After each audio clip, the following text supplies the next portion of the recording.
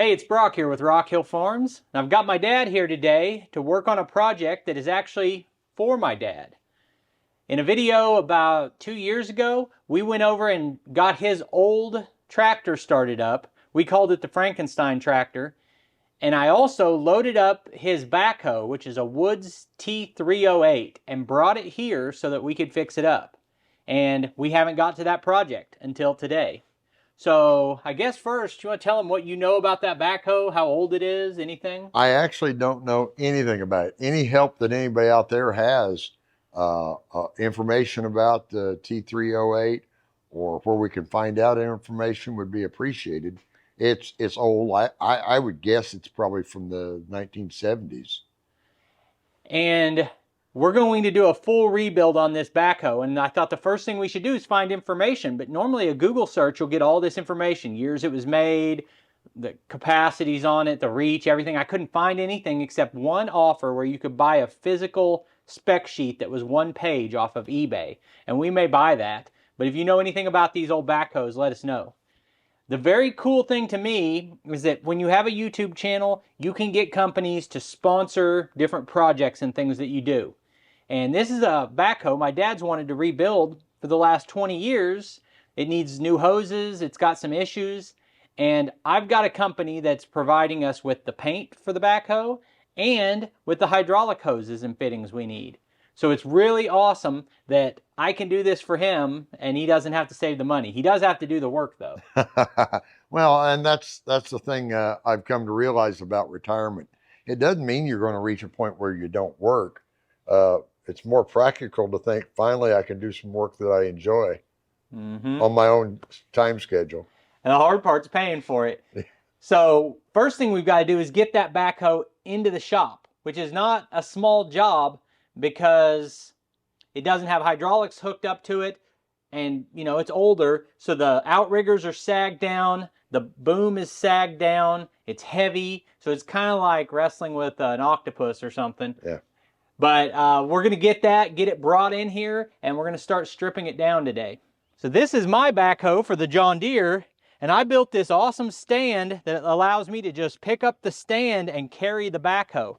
The problem is, I was carrying those 28-foot beams the other day, and I bumped the backhoe, and it kind of nudged it off the stand where I can't use it.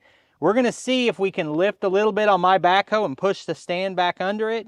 I don't know if it's going to work or not. The stand does make it a lot easier to hook it up and unhook it and to move it around when you're not using it. I'd like to have something like that under the Woods backhoe eventually. Yeah, we've talked about when we're done with it, building the same kind of stand for the other one. You're almost.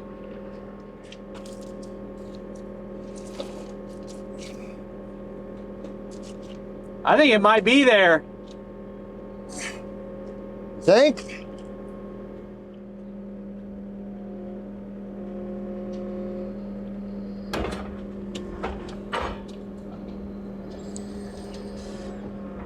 Also, I left this thing out in the weather enough that it's falling apart and needed put back together, and one of these times it's just going to fail. Yeah. So hopefully it's not this time.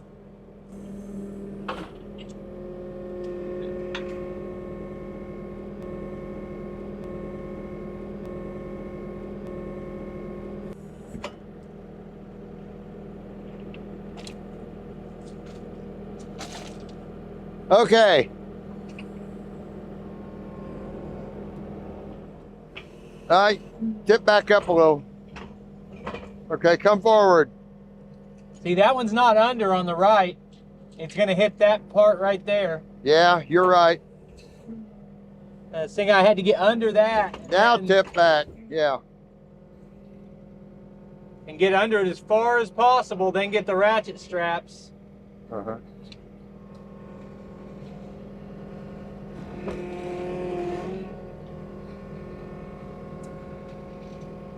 Okay. Well, you're in it.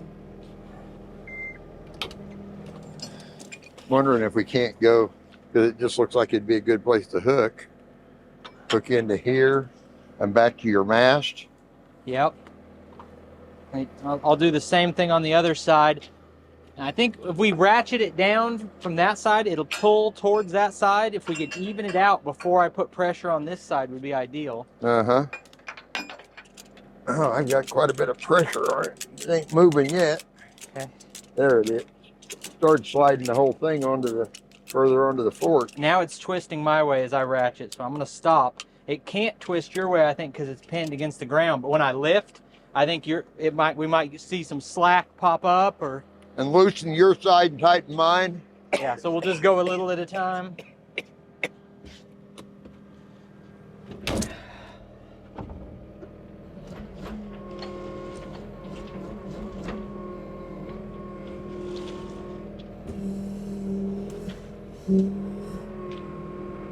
What do you think?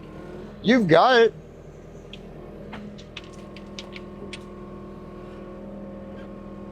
All right.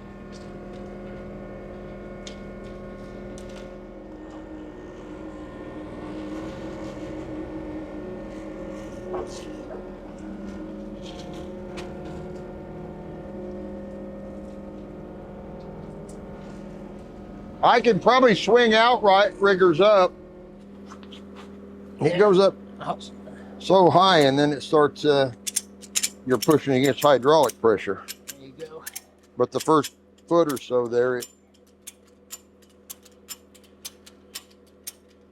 this is even getting hard to pull. I think that's plenty.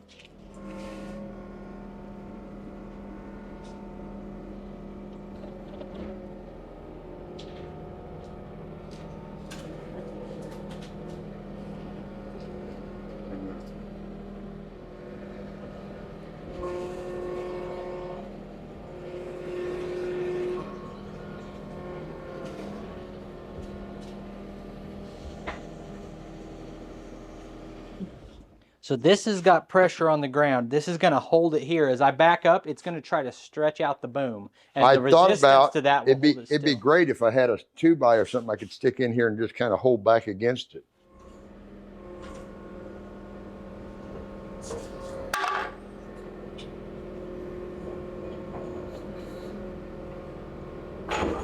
So in the past, we have never tried to move this with the 3-point, which would be the easiest thing to do, hook it up to the 3-point, but my tractor is too small to, I don't think I'd even want to carry this around on the little John Deere.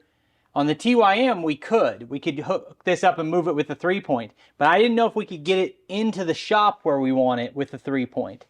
But it's looking like it's quick hitch compatible. We took some measurements off of it and then compared those to the measurements on a quick hitch.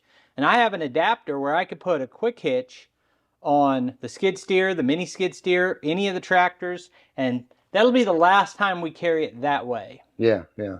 From now on, even if we'll either use the 3-point on the TYM or we'll carry it with a loader. If we can modify this in any way, shape, or form and make it fit quick hitch, that would be so nice for me using it to be able to just back up and hook on easily. Yeah. It's been a real booger to hook up the way it was. So let's start taking inventory of the work that needs done on this. It's going to need some disassembly to even get access to the hoses. Then we're going to have to make a diagram of the hoses so we can get everything ordered. Because it'd be real easy to forget which hose went where. I think we need to take photographs and mark things and, you know. And so far, I haven't found an owner's manual for it. I bet it's out there. Okay, so the first 2 hoses on the first valve are the outrigger hoses. And like that, we could figure out if we lost track of this information, because you know what this lever does. Yeah. Goes to the outriggers on this side. And then if it functioned backward, it would just be a matter of switching them. Those 2, yeah. So we're going to diagram all this, but the top hose on the first valve runs down on the inside here. And the top hose here goes to this end of this cylinder, and the bottom hose on that valve goes to this end. And it'll be the same way for everything, that there's a valve for each function. Yeah. And it's just a matter of which left and right goes to which side of the cylinder. And you're probably right. For what we're doing, hooking it up to the front would be better. Okay, so pull this up. And then we're gonna see, it would have to offset like that. Uh-huh. And then the other pin would have to be long enough That it would stick out. We got the quick hitch in here and checked it out. It's not quite quick hitch compatible. The hooks on a quick hitch are at 28 inches. The plates that the pins go in are exactly 28 inches. If those plates that the pins go in were at 29 inches, it's quick hitch. If they were at 27, it's quick hitch compatible. However, they are exactly at 28, which is the only scenario that's not quick hitch. So to use it with the quick hitch, you would have to offset it and have one pin to the inside, one to the outside. You could do a little modification. If we needed to move it with the quick hitch, we could. Otherwise, it looks like the best case scenario for when we continue working on this will be just hooking it up direct to a 3-point hitch, which doesn't allow you to lift it nearly as high. It doesn't allow you to maneuver it in here with the skid steer, but we can still use the back of the tractor to pick it up. So if you look at the top of the cylinder here, these two hoses come through these little holes here and run up here and connect right there to control this cylinder. But the two hoses that run the cylinder inside of here, we have no way to access. So we're trying to remove this pin here, which is accomplished. We had to remove a pin here and then drive this out. Same thing at the other end of the cylinder, and drive this pin out. Once we do that, then we can drop the cylinder down and hopefully access the end of the hoses. These hoses are so old and stiff, they don't want to bend and pull back through where they probably went in easily. Yep. So I've made a diagram of the valves, numbered them 1, 2, 3, 4, all the way through to 14. Then I've made a list of the location of where each hose goes. And once we get the hose off, like the number 1 valve goes to the far left side of the left outrigger, on the end of the outrigger, and that hose is 74 inches. So we're listing all 14 hoses. And it was going pretty smooth until we get to these hoses that go up the boom. And we're having a problem getting some of those out, and it looks like we might have to take the boom apart a little bit, especially the cylinder that goes up through the center of the boom and controls the stick. That cylinder has no access from the end. It's covered across the end except for 2 little holes for the hoses to go through for the curl and dump on the bucket. So that cylinder that's enclosed inside there has 2 hoses attached on that end of it that we can't get access to without removing the cylinder. So that's what we're trying to do now. Yeah, I was hoping at some point those would just pull out like that. Okay, so this end of the cylinder is loose. Oh, and this one's almost out. I drove it most of the way out, yeah. Yeah. Okay, so that cylinder is completely loose. It's not light. Yeah. With it dropped all the way down, the question is, can we access the hoses? And the answer is obviously no, so you were definitely right on that. Yeah, and there's no way it's going to lift out the way I was hoping. No. This arm would have to pivot down to That's what I'm thinking. That's why I thought if we hook onto it with the tractor, when we pull forward, that arm will drop. It should come right out. So I'm going to put these pins back in so we don't mix up what's where. Okay, so I was hoping that we could get all the hoses off today, but we have a limited amount of time today. But we've got a good plan. We've got a list of half of the hose lengths. We've got a few hoses we still can't get off. But I'm going to contact Summit and ask them if everything that they're seeing in this video looks like something that they want to sponsor. I hope so, because otherwise it would cost quite a bit to buy all these cylinders or all these hoses. But I'm really grateful to Summit for the idea of sponsoring this rebuild. Yeah. So we've got a lot of work ahead of us, but I think today we learned a lot. We got a good start. Tell me what you think about this project. If you have any recommendations or advice on what we should do. I appreciate you taking time to watch the video. I'll put links on the screen to a couple more of our videos, and I'll see you next time.